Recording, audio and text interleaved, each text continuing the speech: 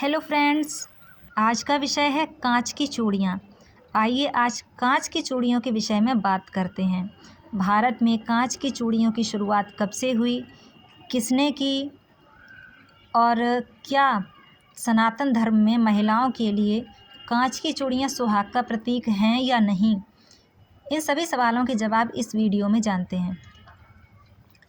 तो सबसे पहले भारत में कांच की चूड़ियों के जो जनक थे उनके बारे में बताते हैं। चूड़ी उद्योग के जनक हाजी उस्ताद रुस्तम थे। ये भारत की बात हो रही है। भारत में कांच की चूड़ियों की शुरुआत हाजी उस्ताद रुस्तम ने की थी। चूड़ी उद्योग के लिए प्रसिद्ध शहर फिरोजाबाद से इन्होंने शुरुआत की थी। फिरोजाबाद का नाम चंदवार नगर था। फिरोजाबाद का जो प्राचीन नाम था वो चंदवार नगर था। चूड़ी उद्योग का प्रारंभ 1920 ईस्वी से हुआ है, यानी कि अब से महज एक सदी पूर्व भारत में कांच की चूड़ियों का चलन शुरू हुआ। तो यहाँ छोटी सी जानकारी दी हुई है फिरोजाबाद के विषय में। चूँकि फिरोजाबाद चूड़ियों का शहर है तो थोड़ी सी जानकारी फिरोजाबाद के बारे में भी पता होनी चाहिए। फिरोजाबाद का जो नाम है वो चंदवार नगर से फिरोजाबाद कैसे पड़ा। तो चंदवार नगर के राजा टोडरमल मुग़ल काल में चंदवार नगर के जो राजा थे वो राजा टोडरमल थे। तो कहते हैं कि एक बार वो तीर्थ यात्रा के लिए गए थे। उनकी अनुपस्थिति में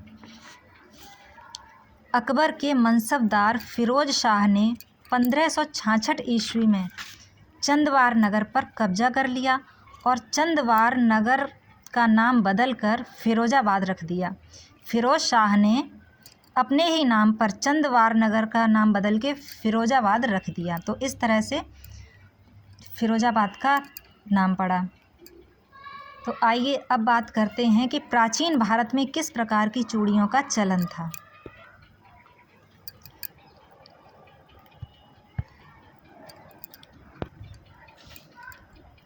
प्राचीन भारत में सोने, तांबे, कांस्य, समुद्री शंख, अगेट, लाख, शैल, पत्थर, लाल मूंगा आदि धातुओं के कंगन पहनने का चलन था। इसके अलावा सोना, चांदी और अष्ट धातु के रत्न जड़ित बाजूबंद तथा दस्ताने या दस्ते पहनने का भी चलन था, जिन्हें स्त्री और पुरुष दोनों पहना करते थे। आज के समय में सिर्फ ये गहने स्त्रियां ही पहनती हैं, बल्कि पहले के समय में स्त्री, पुरुष, बच्चे, बूढ़े सभी गहने पहना करते थे। क्या कांच की चूड़ियां सुहाग का प्रतीक हैं? तो नहीं, कांच की चूड़ियां सुहाग का प्रतीक नहीं, बल्कि कांच की चूड़ियां महिलाओं की कमजोरी और गुलामी का प्रतीक हैं। क्योंकि आइए इसे एक उदाहरण से समझते हैं। यदि धातु से बने मोटे मोटे कंगन या बाजूबंद पहने हुए हाथ किसी को मार दिए जाएं, अगर हम हाथ में मोटे मोटे कंगन पहने हों और वो हाथ यदि किसी के पड़ जाए तो बेचारा सिर पकड़ कर रह जाए, तो पिटने वाला व्यक्ति सिर पकड़ कर रह जाए।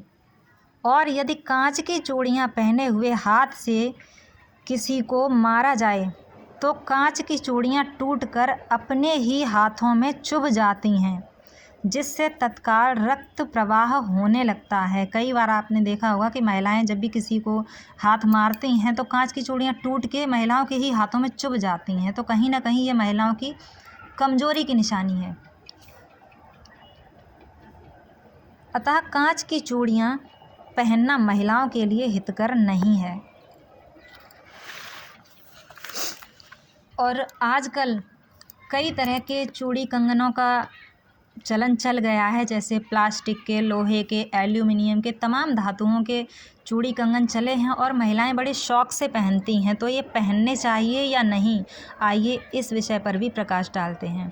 तो ज्योतिष के अनुसार प्लास्टिक पर मंगल ग्रह का आधिपत्य होता है, लोहा पर शनि का, एल्यूमिनियम पर राहु और केतु का आधिपत्य होता है। अतः इनसे निर्मित चूड़ी अथवा कंगन का प्रयोग भी नहीं करना चाहिए। कांच की चूड़ियों के अलावा प्लास्टिक, लोहा, एल्यूमिनियम इन धातुओं के चूड़ी कंगन भी नहीं पहनने चाहिए, क्योंकि प्लास्टिक, लोहा और एल्यूमिनियम के चूड़ी कंगन पहनने से लोगों के दाम्पत्य जीवन, शरीर एवं उनके मस्तिष्क पर नकारात्मक प्रभाव पड़ता है।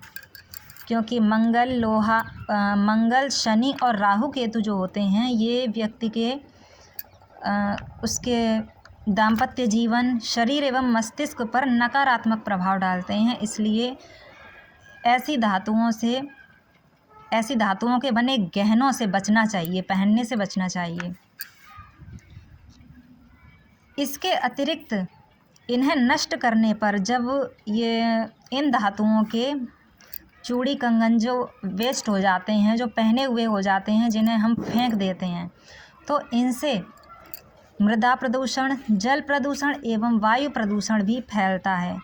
क्योंकि अगर हम जलाएंगे, जो प्लास्टिक के चूड़ी कंगन होते हैं, आप सभी जानते हैं कि इन्हें जलाने से वायु प्रदूषण होता है।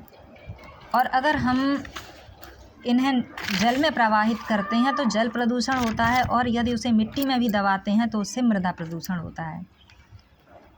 और जो सोने, चांदी इत्यादि धातुओं की चूड़ियां हैं, अगर उन्हें हम इन्हें कभी फेंकते नहीं हैं, बल्कि इन्हें गलवा के या तो दूसरी बनवा लेते हैं, या फिर यही सालों साल चलती रहती हैं, तो इनसे किसी भी प्रकार का कोई नुकसान नहीं होता है। ना ही इन्हें फेंका जाता है, और ना ही उन्हें फेंकने से कोई गंदगी होती है। पतली और ढीली चूड़ियाँ पहनने का कोई महत्व नहीं है। यहाँ ये भी बताया गया है कि चूड़ियाँ या कंगन किस प्रकार से पहनने चाहिए। तो पतले और ढीली चूड़ी पहनने का कोई महत्व नहीं है, इसलिए हमेशा मोटे, ठोस और फिट कंगन ही पहनने चाहिए, जो हाथ में फिट हों। अब चूड़ी और कंगन पहनने का चलन क्यों है, इसका भी यहाँ बताया गया है।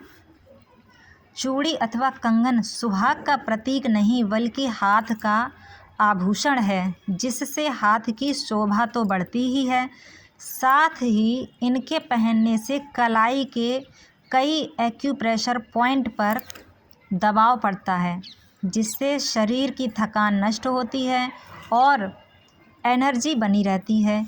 इससे दिल और सांस की बीमारी भी नहीं होती। अतः हाथ के आभूषण अर्थात कंगन, बाजूबंद या दस्ते या दस्ताने जो भी हैं, वो बच्चे, बूढ़े, जवान, स्त्री, पुरुष सभी को पहनने चाहिए, क्योंकि ये केवल कोई सुहाग का प्रतीक नहीं, बल्कि इससे जो हाथ की कलाई के जो ये पॉइंट्स होते हैं वो दबते हैं, तो इसीलिए फिट पहनने चाहिए। ये भी काफ़ी ढीला है। तो पहले के लोग जो होते थे वो हाथ में दस्ते पहनते थे, बिल्कुल कलाई से चिपके हुए होते थे, और मोटे मोटे कंगन पहने जाते थे, ताकि हाथ के जो कलाई के जो पॉइंट्स होते हैं उन पर दबाव पड़े और उनसे हमारा स्वास्थ्य ठीक रहे। तो ये केवल स्त्रियों के लिए नहीं, पुरुषों के लिए भी है, बच्चों के लिए भी है, सभी के लिए है। तो आपको चूड़ियों के विषय में ये जानकारी कैसी लगी, कमेंट करके ज़रूर बताइए, और वीडियो को लाइक कीजिए, शेयर कीजिए, ताकि ज़्यादा से ज़्यादा लोगों तक ये जानकारी पहुंच सके। और अगर मेरे चैनल पर पहली बार आए हैं तो चैनल को सब्सक्राइब कर लीजिए। Thank you.